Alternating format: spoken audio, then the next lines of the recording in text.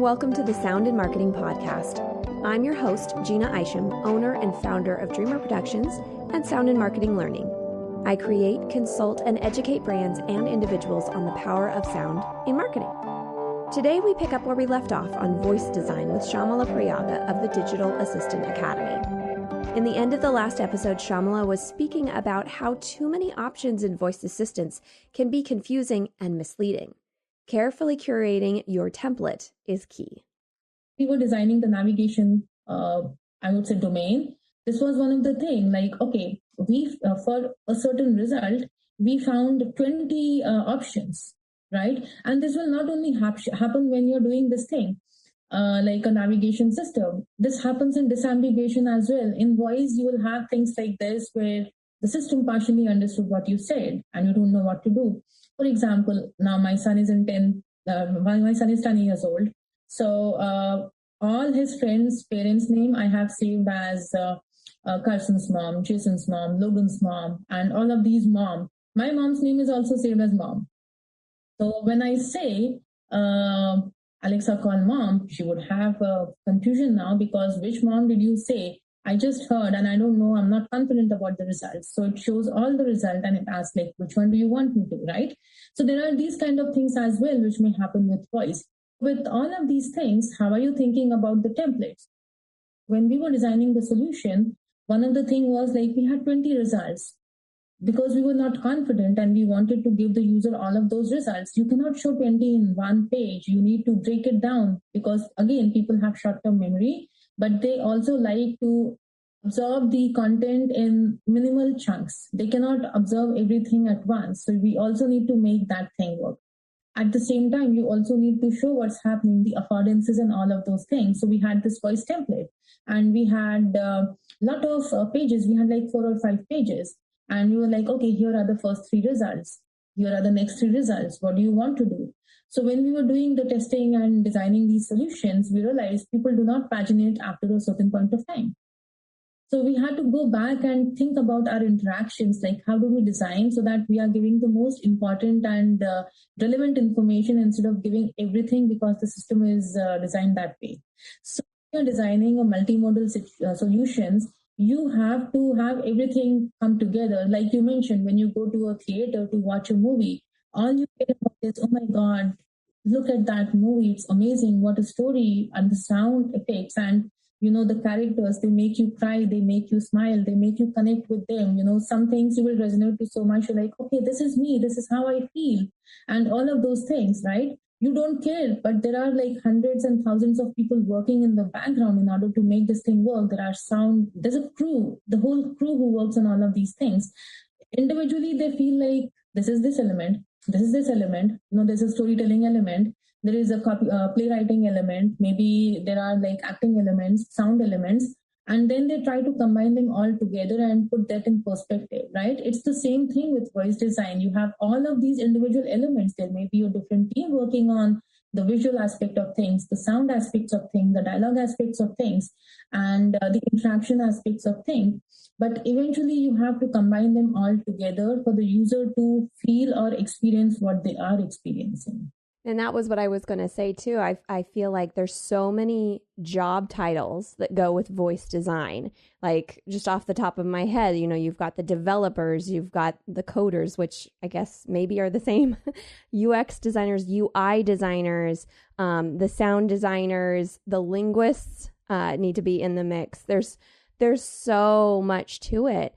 And I find it really exciting because I can't remember when it was, but somebody brought this up, that there's an opportunity for, up and coming students or almost graduated students in different industries that could get in on voice, like somebody that was in anthropology or in humanities, or there's a place, I feel like there's a place for everybody in this voice assistance, this conversational AI world. Absolutely. Conversation design is the act of dialogue, right? You are talking to the system. And the reason I'll tell you, if you look at the GUI-based system, it's a very, very structured approach, right? If you want to buy something from Amazon, you would either search for it or you would either go through your previous recommendations, or you would directly, select the category. You have a process through which you will go. Maybe you just go to the department and then select that item. So there are 3 or 4 ways you can do something. It's very, very linear, very linear. A, B, C, or A, B, C, D, right? With it's not like that. With voice, there are so many moving elements. You can say, do I need an umbrella? Or you can say, will it rain today? Or you can say, what is the weather like? Or you can say, do I need a raincoat? They all mean the same thing for you in your mind, but the machine needs to understand that thing. And in order for the machine to understand that, there's so many elements, so many things it needs to understand. You need to extract the intent of the user from whatever word they have said. You have to map it to an intent and make sure you are mapping umbrella and raincoat and weather and water and whatever to that specific intent of will it rain, and then try to get that information. So it can go any direction. Plus, another thing with voice is people have different pronunciations, right? So that's very complicated. Like, back in India, many people call technology. It means the same thing for them, but that's how the accent is, that's how they speak. Now, if you want to design a solution which does not understand what the user said because it was said in a wrong way, there's a problem. So being able to think about all of those accents, being able to think about all of those elements, how the user would say something is very important. At the same time, you have to think, because when you're designing a solution and a human to human conversation, you have to think how a human to human conversation works. So like there are different kind of maxims of conversation which we apply, maxims of manner, relevance, and all of these things, which are Rice's maxims, which are taken from psychology into the conversation design world. So there are these kind of things from linguistics as well. There are a lot of different linguistics concepts and principles which apply directly into the conversation design world. I, as a conversational designer coming from a UX background, may not know these things directly, or although if I'm doing that thing, I may not be the best person to do those things because I don't come from that level of understanding. The same thing, I may be a conversation designer. I am great at designing interactions, but I may not be great at writing because English is not my first language, right? Does that limit me to become a conversational designer, that I cannot design the conversational solutions? Of course not. I can design the interaction. Maybe there is a writer, UX writer, or a linguist who's doing the conversation aspect of thing, who's writing the dialogues for me the way I want them to. I just tell them this is how my interaction should work. When the bot says this is how it will go.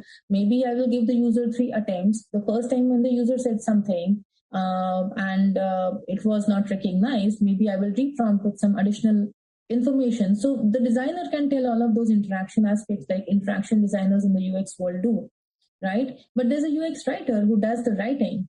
And that's what we can do. So there are a lot of these kind of roles, like you mentioned, which can be applied. Psychology, human psychology is so important here, or coming from that anthropology background, right? So if you know how users think, how they feel, how they react to a certain situation, and what is their tipping point where they are like frustrated, you can design a better solution. And that is why each of these roles are now picking up more momentum, because people have realized conversation design is the future. I was just in a panel this morning, and someone said, like by 2026, conversational market will be, or natural language processing would be 80% market cap, which means every company will start thinking about these. It's definitely something that people should be, if they're not just talking about it, they should be looking into it. And from this conversation, I hope that they realize it's not something that they can do by themselves. I keep thinking of it takes a village to raise a child. It takes a village to put together good voice and sound design. There's so many people involved, especially for like different locations or different contexts. I was thinking about my grandmother was before she passed, she was in Massachusetts, and she didn't call soda, she called it tonic water. And so like just the idea of like, if she were to ask, she would never use a smart speaker, but if she were to ask a smart speaker something, how well would it understand her?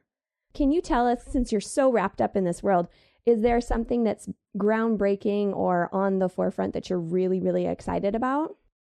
I've heard a lot of people talk about sentiment analysis nowadays, and there's a lot of different things being done in that space where you are able to understand the user emotions through what they are speaking, how they are speaking. Someone was just talking to me the other day, I think it was Rana Gujral in his podcast. He was talking about when someone says, sure, with just the sure on how they said that sure. If you said sure, or if you said sure, just with that word and how you pronounced it, as a human, you would understand that, okay, this person is being sarcastic, or this person is unsure about something and saying sure, or maybe this person has a different kind of tone. But if you ask the bot the same kind of thing and the user responds like sure, the bot would just pick the sure. It would not understand the sarcasm or the emotions behind that, and it will say like, okay, I'll do it, I'll go ahead with the booking, right? Maybe you were just confused, or maybe you were just thinking like, sure, I'm not sure if I want to do that, right? So just with that one word, it's so loaded, bots do not understand. But as we start to think about these conversational systems, which are less transactional, more conversational, is able to understand the user context, is able to speak like human, we also have to inject that human-like intelligence into it to understand that level of stuff. And I'm really excited because a lot of work is being already done in the space with the emotion detection technology and stuff like that, which can be a boon into the customer care world. It can be a boon into IVR worlds, like just understanding what the user said based on the tone of the voice, if the system is able to taper or adjust their prompts and all. And now we have text-to-speech systems, which are much more human-like. This sounds so human now. So you can add all sorts of emotions to it. So if there was a way to design these solutions where whatever the user said, the emotions are detected, and then the TTS automatically adjusts the prompts and tunes the tone and all of those without a human intervention, that's what I talk about as innovation. That's where the innovation will be. A lot of work is being already done in this space individually, but not as a holistic approach. That is exciting because I think also, like, I wonder if not just picking up on sarcasm, but maybe there's some underlining tone that's happening. I've heard talk about how Alexa could, or a smart speaker could, predict if somebody was feeling sicker. Like during COVID, I feel like there was some symptom analysis that was going on. I wonder if in some way voice design will be able to pick up on the tone of maybe a woman that's in a bad relationship, or if there's a tone like for a baby, like maybe they can sense that the baby is in trouble or something like that. There could be a lot of very helpful connotations to this. Absolutely. And we talk about this a lot in the vehicle context as well. If we are able to detect the drowsiness of the user based on the tone, or if we are able to detect the distraction level, because, if I'm talking to you eye on eye, you would have a different level of tone versus when I'm distracted and looking through multiple things and talking to you, the tone and the voice and everything will be completely different. Especially when you're driving and if there's a lot of things happening, the systems are capable of understanding the distraction levels as well now. And it's maturing every day, right? There's a lot of emotion detection happening. I wouldn't say voice alone would be convenient or enough, but there's so much which can be done with voice and the cameras and the gestures and everything together, where you can do. BMW was doing some work in the space with gesture recognition, eye tracking. So when the user is driving and they said, find me a nearby Starbucks, there's a lot of results which show up, and the system is like, which one do you want me to? And if the user just saw some result and said this one, the eye tracking and the voice knows like you meant the second one, so you don't have to tap or you don't have to speak. So these kind of innovations already being thought about.